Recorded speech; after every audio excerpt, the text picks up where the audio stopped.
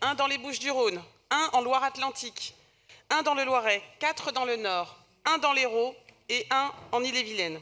Selon les associations familiales homoparentales, seulement 10 enfants ont été confiés sur toute la France à un couple homosexuel depuis 2013.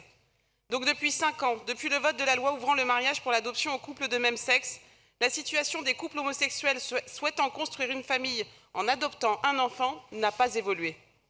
Le nombre d'enfants à l'adoption au niveau national a certes fortement baissé, passant de 10 000 en 1985 à environ 2 000 aujourd'hui. Même si, évidemment, nous nous satisfaisons de la diminution de ce nombre, le nombre d'agréments, lui, en cours de validité, reste très élevé. La baisse est aussi constatée, la baisse du nombre d'enfants à l'adoption est aussi constatée à l'international, sachant que pour un couple homosexuel, l'adoption à l'international est encore plus complexe. Donc les couples homosexuels se tournent vers des voies illégales pour finalement construire une famille, alors que c'est désormais un droit acquis en France. Je suis membre d'un des 2 conseils de famille parisiens qui ont à vocation à mettre en lien les familles souhaitant adopter et les enfants à l'adoption.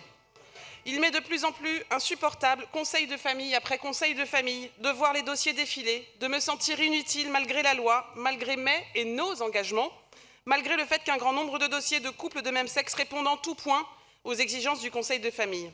La situation parisienne n'est pas particulière malheureusement et les autres départements ne sont pas exempts.